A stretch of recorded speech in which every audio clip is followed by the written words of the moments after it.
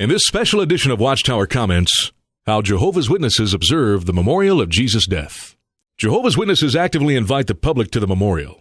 You may have received this invitation yourself. In 2008, the memorial falls on March 22nd after sundown. This is the anniversary of the Lord's evening meal, commonly known as the Last Supper. Don't expect this date to correspond to the modern Jewish Passover or Good Friday. Witnesses will always hold this event on a full moon. Jesus instructed his followers to share bread and wine in remembrance of me. Witnesses are taught that only 144,000 people will go to heaven, and only those persons can partake of the emblems. This leaves the great majority of other witnesses to merely observe. Watch the language of witnesses when they invite you. It will always be to attend, commemorate, or remember, never participate. The speaker will follow this outline and its strict time frames. Compare how much time is spent on who will not eat or drink the emblems. While the first 10 minutes are used to explain the reason for Jesus' ransom, the next 13 minutes are needed to explain why most in attendance do not eat the emblems, especially non-Jehovah's Witnesses. The memorial is the big event of the year, and the Watchtower is very proud to claim that over 17 million attended in 2007, compared to 6 million witnesses. This was once a gauge of potential recruits, but is now accepted that many in attendance are actually ex-witnesses who have fallen away. In fact, 61% of new growth has gone missing in the last 5 years. After a brief explanation of what the emblems mean, plates of unleavened bread and cups of wine are solemnly passed to everyone in attendance. Very few, if any at all, will eat or drink, for doing so proclaims that the person has been chosen for heaven. Most witnesses hope to be resurrected on earth and do not believe that they are part of the agreement Jesus made with the apostles at the Last Supper. Eating the bread and wine is not taken lightly. What if some individuals who lack this call have been partaking of the memorial emblems?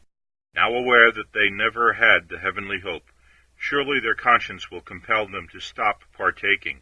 God would not look with favor upon anyone representing himself as a person called to be a heavenly king and priest, when he knew that he really did not have such a calling. Jehovah executed the Levite Korah for presumptuously seeking the Aaronic priesthood. If any Christian comes to realize that he has wrongly partaken of the memorial emblems, he or she should stop partaking and humbly pray for Jehovah's forgiveness. However, since the last memorial in 2007, the Watchtower has changed its doctrine, no longer restricting those who claim to go to heaven.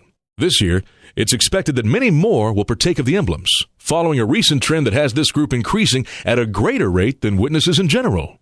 Finally, another 8 minutes is taken recruiting guests to be baptized as Jehovah's Witnesses.